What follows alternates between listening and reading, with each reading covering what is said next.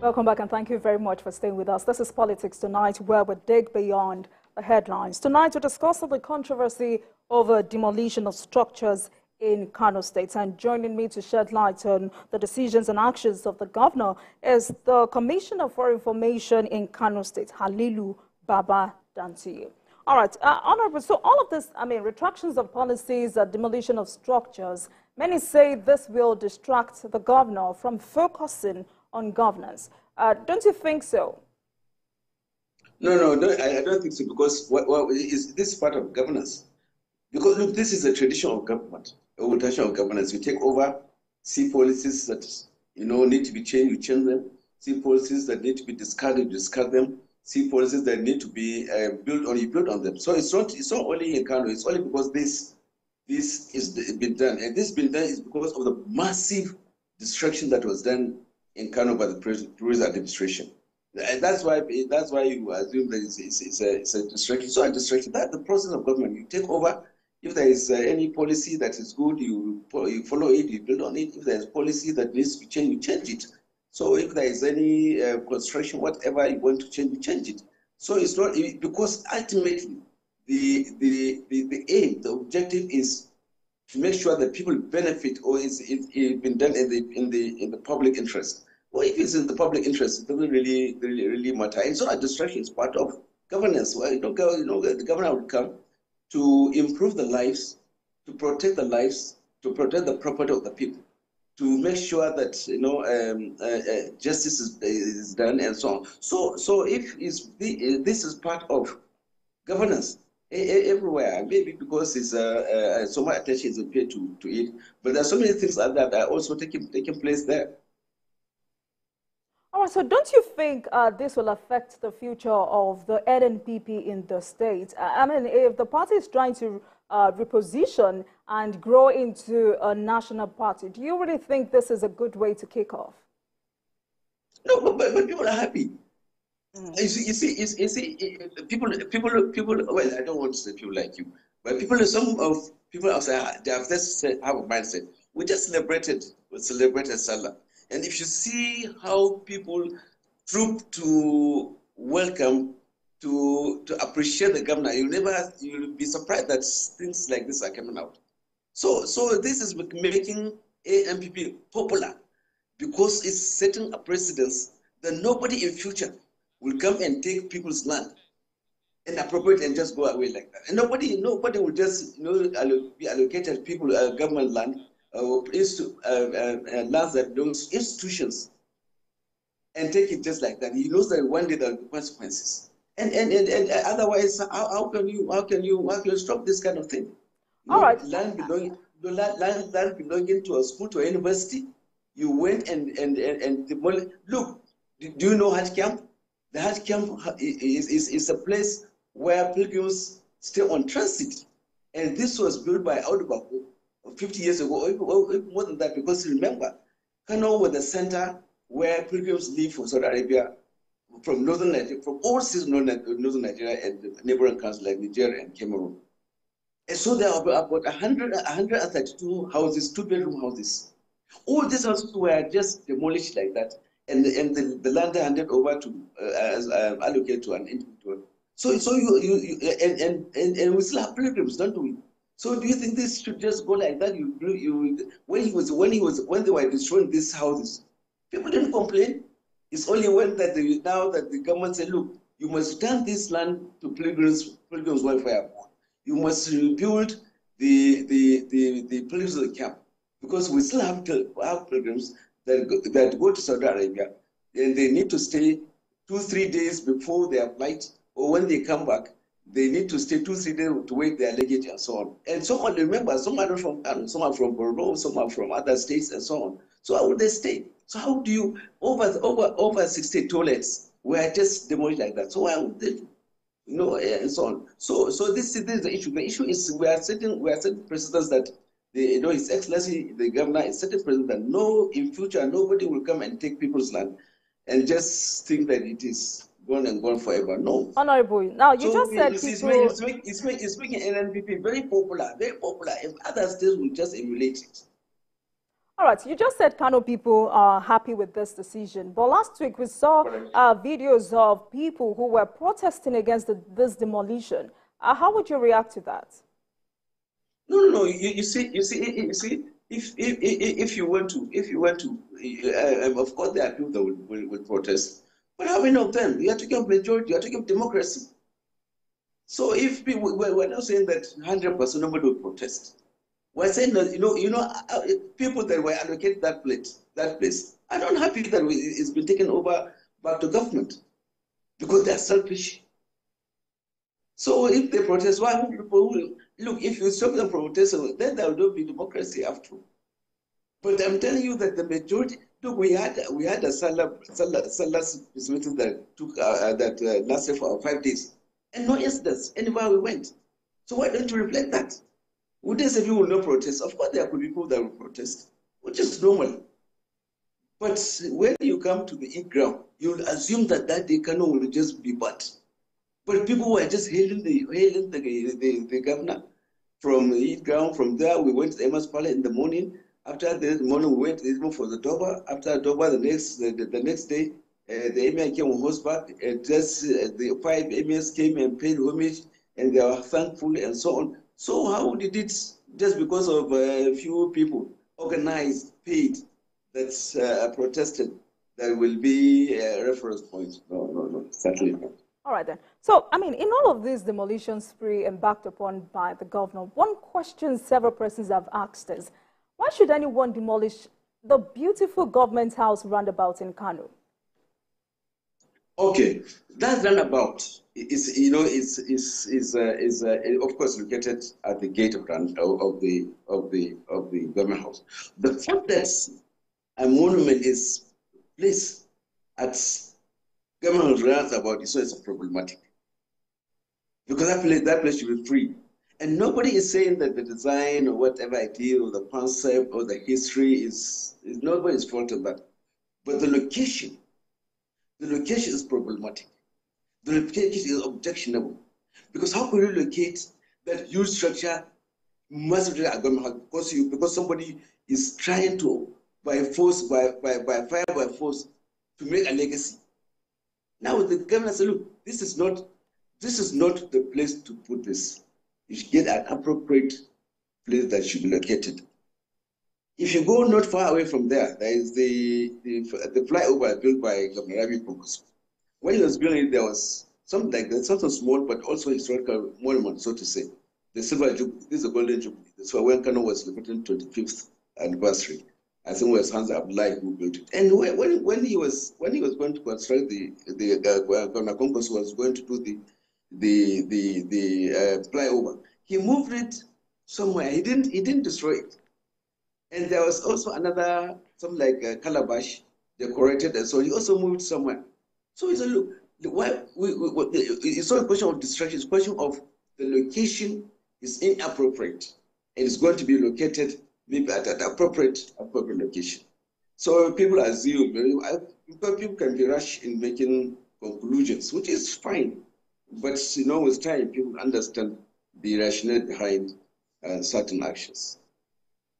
All right. Well, I know Governor Yusuf has said critics should wait till the end of his tenure, but you and I understand the importance of feedback. Critics say it is former Governor Kwankwaso that is indirectly ruling the state and trying to wipe out the Ganduje legacy.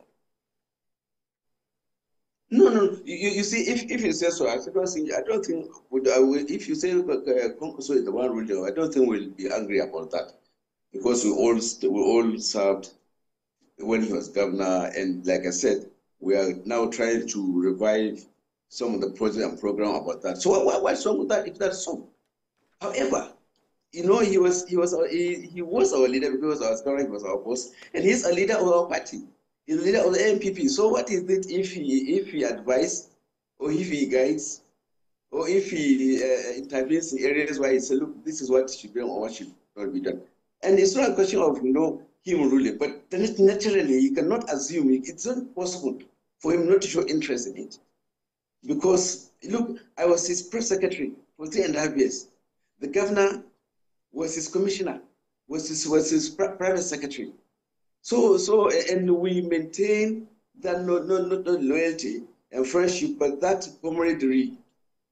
So what is it that if he comes and say, look, this is what you should want to do, what is the big deal? I cannot see. Because now do you want us to also do like everybody to fight him for no reason?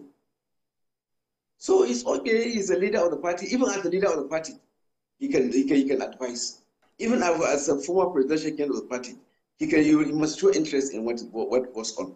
So don't assume, that because they say because they're ruling and so on. Meaning what? That he should Kano is a state, so he should not show interest in Kano. All right. No. I think yes. I think we are comfortable with his role, and whatever people say is, of course, their opinion. But we respect him, and we appreciate his guidance, and we will continue to follow him, because he has been giving us very good leadership, both at national and state level.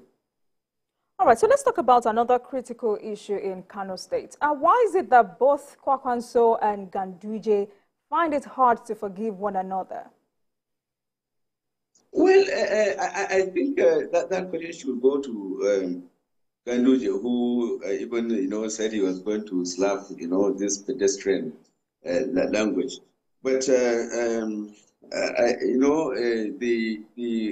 terms of let me say that I think essentially it's not really more than a personal thing. It's a question of developmental issue and a political issue. If Kwankwaso love for people of Kano, is different from Ganduje's perception, because let me give an example. When Kwankwaso was governor, he established 26 institutions for youth empowerment, women empowerment, and general development of the youth, and so on and so forth. Ganduje killed all the 26. So you can see the different perception of development. So if that perception will bring, some disharmony. But what at personal level, I cannot say whether there is any very big deal. But in terms of what the concept of welcome should be, I think there's fundamental difference. And we don't want to spend so much time on it because that is a big distraction. We want to continue to build on what Kwankwaso has done. We want to continue to revive the projects that were abundant, which people were happy with, which have helped in the progress and the standard of living of the people that have been stopped. That's our business. So we don't want to go into semantics, into destructive politics and so on. So this is our all right. But don't you think the bad blood between them is, tearing up the polity and causing tension in Kano State? Did you get my question? No, I didn't. So I'm asking, don't you think this bad blood between them is heating up the polity and causing tension in Kano State? Well, it may, but you see, it used to, especially when Ganduje was in government, because he was very powerful as governor, we had government. But without followership, without government, so I don't think they have people that will really cause bad blood that will bring any setback to us or to Kano. No, they don't have that people, they don't have the power, they don't have that strength rather. So, Honorable, if you agree with me that this is causing so much tension in Kano State, would you also agree that the people of Kano State are the biggest loser in this? A lot of people have said this has caused so much setback in the development of that state. No, you see, if you talk of tension, so much tension, I keep saying whether we are talking about the same Kano, whether the Kano I live in. Because I've not seen the tension. There's no tension. This is my problem. People outside say there is tension, but we live in Kano and there's no tension. And as I'm telling you, I told you that we just celebrated Sunday.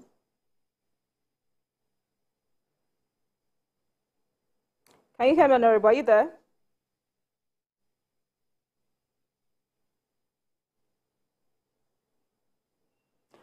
If you can hear me, are you being Honorable Dantiye? All right, I've been speaking with the Commissioner for Information. But certainly there is not that tension that you think that as if Kano is a no-go area or cannot, is a place that can just boil anytime. No, no. The security agents are there. How many people did they arrest during Salah? How many people did they detain during Salah? How many people? How? How many? No, nobody was really, there was no incidents, in Kano. No. So, I mean, I asked you if you agree that this is causing a lot of setback in the development of Kano State. This is what the people are saying. Well, it depends on their perception. When the government is focused, we remain focused. But of course, I'll not say that, in certain areas, they're not causing destruction or they're causing some trying to cause some dislocation in government or by peddling fake news and by peddling misinformation and so on. But in terms of serious governance, it's just normal like anywhere. If you go deep, each state has this kind of problems, especially where you have differences that are sharp and deep. But in Kano, of course, yes, I will not say 100%. It will not cause anything, or it will not cause any problem. Yes, there could be problems here and there. Yeah, I accept. But by and large, there are still some that are affecting, the governance, the legal be of in terms of politics. Kano is a very, very, very heavily political state. We play politics, or people do politics in Kano all year round. If you go to Kano today, if you listen to radio, you'll assume that tomorrow is going to be election. So we are used to these politics and so on. People love politics, they play politics and so on. But governance is different from politics. In the governance, Abba Yusuf is a very rational person. He's very, very, very objective. Politics is different from governance. He has mentioned several times, even yesterday. He said, look, all the local government chairmen don't belong to our party. But it doesn't matter. I want to work with them because our interest is the progress and development of Kano people. And he said he was very happy that they have understood this and they are cooperating with the government. So what setback? All of the local government chairmen have belonged to the opposition party. But the government is working with them. All right. So let's talk about your party now. How would you describe the future of the NNPP? Well, the future is very bright. The future is very bright. Just wait and see. The future is very bright because this is, because we are used to parties that come from top to bottom. Ours is from bottom top. So now, and this is the litmus test, Kano. So if Kano is able to do well, which we are doing under the governorship of Engineer Abba Yusuf, then others will continue to expand. And I just hope that maybe during elections will continue to be free, fair, and credible. And you'll see wonders. All right, Honorable. So I know you must have heard people calling your principal, Dr. Rabi Kwankwaso, a regional champion. So what are you doing as a party to extend the influence of NNPP beyond Kano State? Well, you see, people give labels and so on. You cannot call Dr. Kwankwaso a regional politician because he has always been a national identifier as national.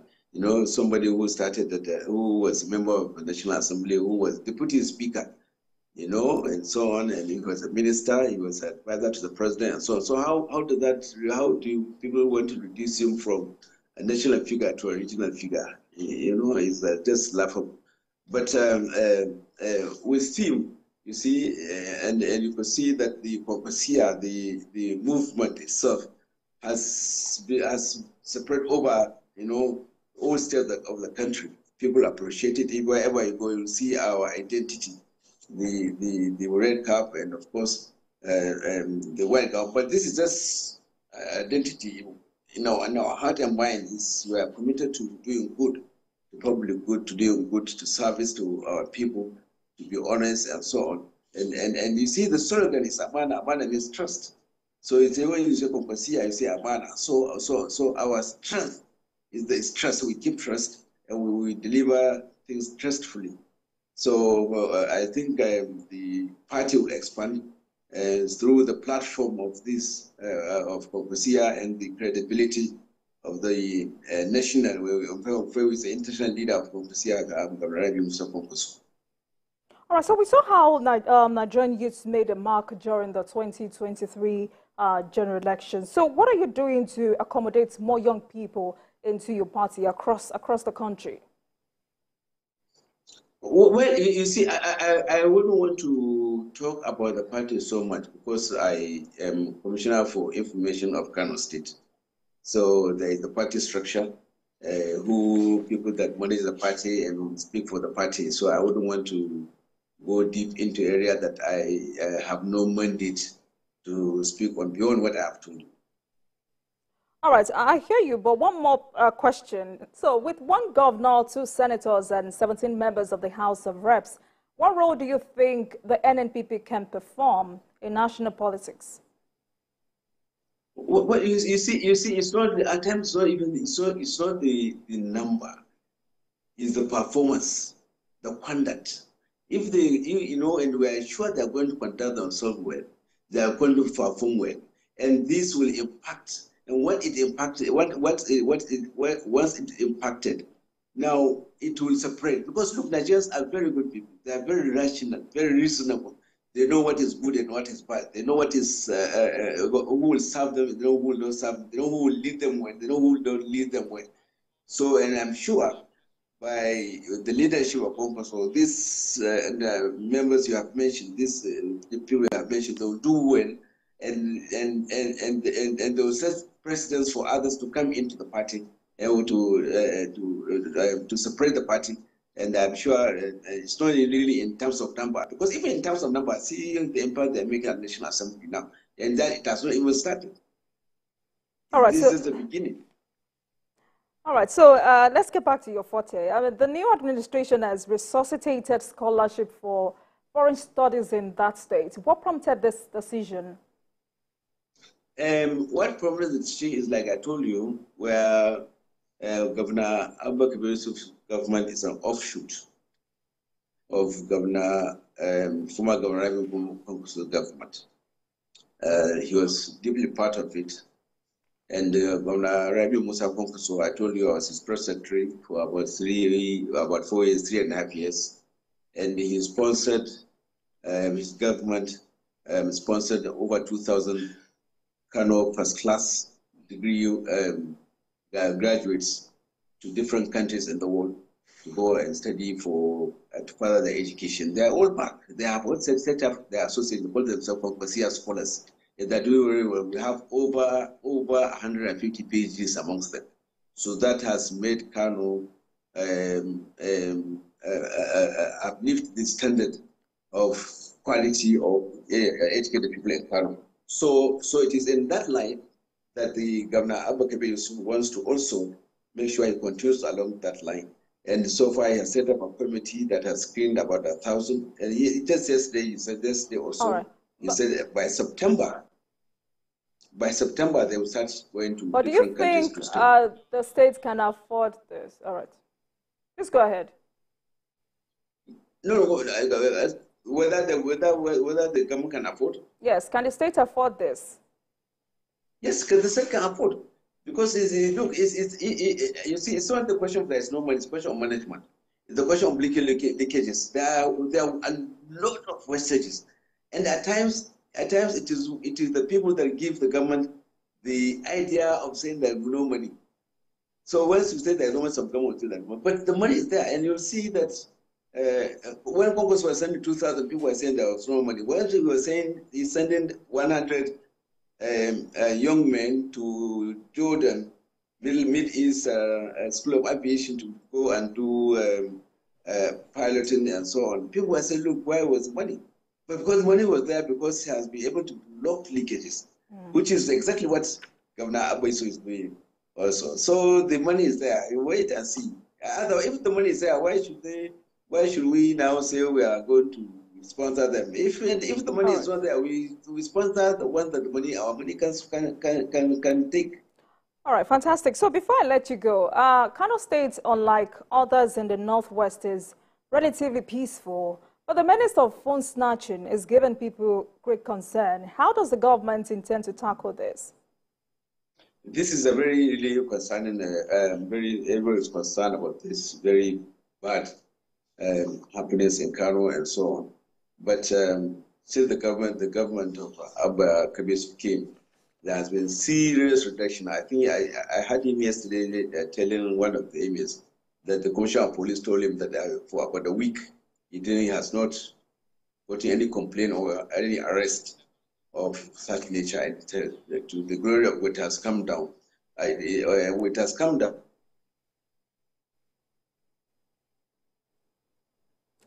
Honorable, are you there? All right. I've been joined tonight by the Commissioner for Information in Kano State, Halilu Baba Dantiye, and tonight he shed more light on the controversy over demolition of structures in the state. Thank you very much for joining us tonight, Honorable. It's been a pleasure speaking with you.